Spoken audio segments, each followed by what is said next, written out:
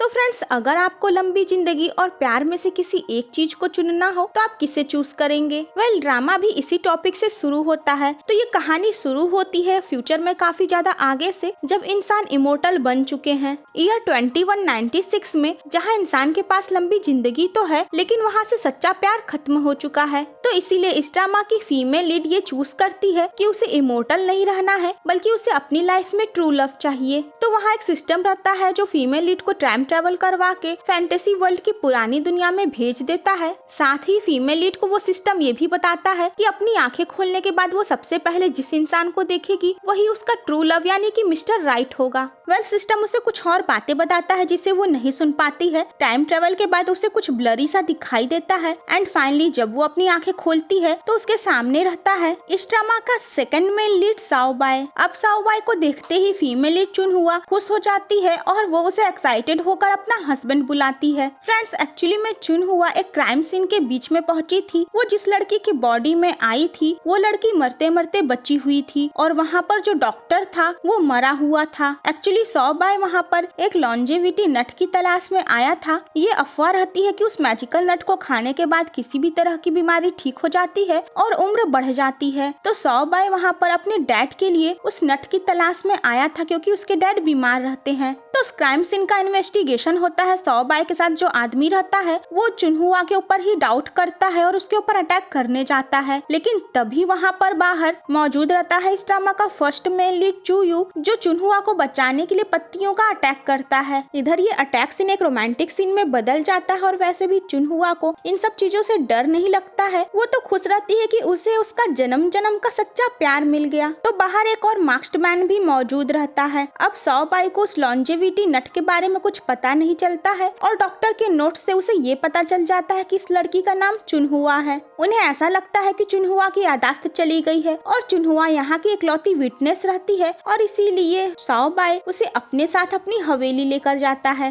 Chunhua cute हरकतें करती है, वो गिर जाती है तो साओबाई को उठाने के लिए कहती है, लेकिन साओबाई वहाँ से निकल जाता है। वो उससे हमेशा दूरी बनाकर ही बातें करता है। चुनहुआ को पता चलता है कि इस मैजिकल मार्शल आर्ट की दुनिया में 3 तरह के ट्राइब हैं। पहला फेंगमिंग, सच्चाई और अच्छाई के साथ चलने वाला, जिसमें लीडर साओबाई है, और बाकी दोनों ट्राइब को इविल माना जाता है यानी कि बुराई वाले, और उनमें से एक ट्राइब का लीडर है चूयू। तो चुनहुआ वहाँ के एक लेडी गार्ड के साथ जंगल में जाती है जड़ी बूटियों को लेने के लिए। तो उसे ये पता चलता है कि साओबाई तो ऑलरेडी इंगेज्ड है और ये सुनकर वो परेशान हो जाती है, लेकिन आगे ये सुनकर वो खुश होती है कि उसकी फियांसी तो ऑलरेडी मर चुकी है। चुनहुआ सोचती है कि उसका लव कॉम्प्लिकेटेड है। आगे वो जंगल में देखती है चूयू को, जो कि एक रस्सी पे सोया रहता है, और उसको देखते ही चुनहुआ का दिल फिसलने लगता है। चूयू चुहुआ को एक सांप से बचाता है और उसके बाद चूयू पूछता है कि मैंने तुम्हारी जान बचाई है तो क्या इसका मतलब है कि तुम बदले में मुझसे मैरिज करोगी? तो चुहुआ कहती है कि वो ऑलरेडी साओबाई की वाइफ है। तभी वहाँ पर लेडी ये आ जाती है जो चूयू की एक बहुत ही लॉयल गार्ड रहती है। तो चुहुआ को नाम मिलता जुलता होने की वजह से ये गलतफहमी हो गई रहती है कि वो चूयू की बहन होगी और उसे पता नहीं होता है कि सामने जो हैंडसम मैन खड़ा है वही चूयू है। वो ये बात बताती है कि वो चूयू की बहन है और ये सुनकर चूयू और लेडी ये दोनों ही शॉक्ड हो जाते हैं क्योंकि चुहुआ का तो चूयू से कुछ अलग ही कनेक्शन था और रिलेशन था,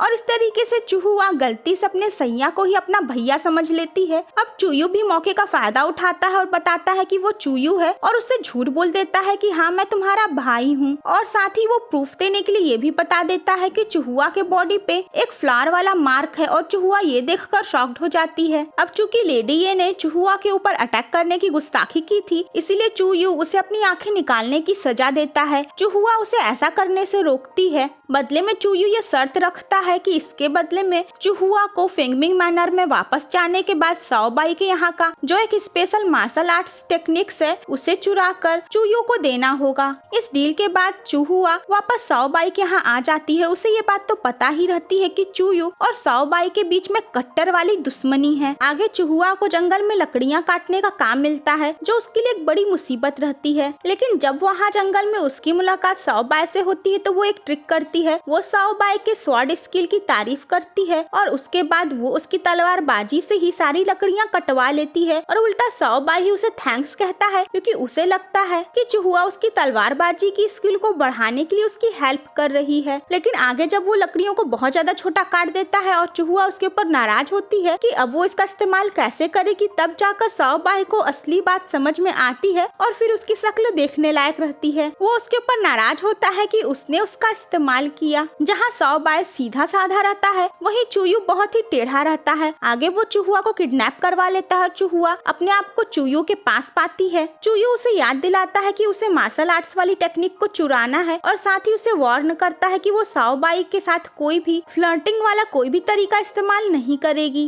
तो कहानी में एंट्री होती है साओबाई के एक फ्रेंड फेंग की, जो उससे ये प्रॉमिस करता है कि वो चूहुआ के पीछे की मिस्ट्री को सॉल्व करेगा। वो एक लंच का सेटअप करता है और अब चूहुआ को मौका मिल गया साओबाई के साथ टाइम स्पेंड करने का, तो वो भी फेंग की दोस्ती एक्सेप्ट कर लेती है। तो भले ही चूहुआ खुश रहती है कि उसे ये मौका मिला, लेकिन साओबाई तो अभी भी बाल ब्रह्मचारी ही बना फिर रहा है। तो फेंग साओबाई से कहा रहता है कि खाने के दौरान जिस हिसाब से वो खाने को खाएगी, उस हिसाब से हम अंदाजा लगा लेंगे कि वो कहाँ की होगी। जैसे अगर वो खट्टा मीठा या तीता में से जो भी खाई, तो वो अंदाजा लगा लेंगे कि वो नॉर्थ की है, साउथ की है या कहाँ की है। अगर वो मछली की पूंछ खाई तो गरीब होगी, अगर वो ये हिस्सा खाई तो अमीर घर की होगी। बट चूहुआ तो गई है मॉडर्न वर्ल्ड से और वो सब कुछ मिला जुला खाती है और इस वजह से वो सब और भी ज्यादा कंफ्यूज्ड हो जाते हैं और वो कुछ भी अंदाजा नहीं लगा पाते हैं। तो आगे चूहुआ साओबाई का जो प्राइवेट पूल रहता है वहाँ नहाने चली जाती है और साओबाई भी वहाँ पर आता है। वो चूहुआ को देखकर शॉक्ड हो जाता है और चूहुआ भी चिल्लाती है। तो इसी दौरान साओबाई भी चूहुआ के बॉडी पे वो निशान देख लेता है और उसके बाद फिर उसे ऐसा लगने लगता है कि चूहुआ उसकी मरी हुई फियोंसी हो सकती है। उसे याद आता है कि बचपन में ही उसकी फियोंसी को वहीं पे चोट लगी हुई थी। तो फ्रेंड्स, साओबाई अपनी फियोंसी को पसंद करता था। तो आगे इस तरीके से साओबाई पूरी तरीके से पलट जाता है। वो चूहुआ के साथ टाइम स्पेंड करता है और उसके दिल में कुछ कुछ होने लगता है। इधर चूहुआ अपने कमरे में हेयर क्लिप्स ट्राई करती है, तभी वहाँ पर चूयू आ जाता है और वो कहता है कि तुम ऐसी सस्ती सी हेयर क्लिप क्यों ट्राई कर रही हो। वो उसे अपने बाल की हेयर क्लिप देता है और चूहुआ का दिल एक बार फिर से चूयू को देखकर धड़कने लगता है। वो उससे पूछती है क्या हम सच में भाई बहन हैं? तो चूयू एक बार फिर से झूठ बोलता है और कहता है हाँ। तो चूयू चूहुआ को ये धमकी देता है कि अगर उसने 3 दिन में उस टेक्निक को हासिल नहीं किया तो वो उसको जान से मार देगा। आगे चूहा स्टडी रूम में जाकर उस टेक्निक वाली बुक को खोजने की कोशिश करती है, लेकिन उसे वो बुक कहीं भी नहीं मिलती है। इधर उस मास्क्ड मैन को दिखाया जाता है, वो भी इविल ट्राइब का लीडर रहता है। तो दोनों इविल ट्राइब में आपस में दुश्मनी रहती है और चूयू को ये बात पता चलती है कि वो मास्क्ड मैन जिसका नाम फोलो रहता है, अपनी बीमार वाइफ को ठीक करने के लिए उस मैजिकल नट की तलाश में है।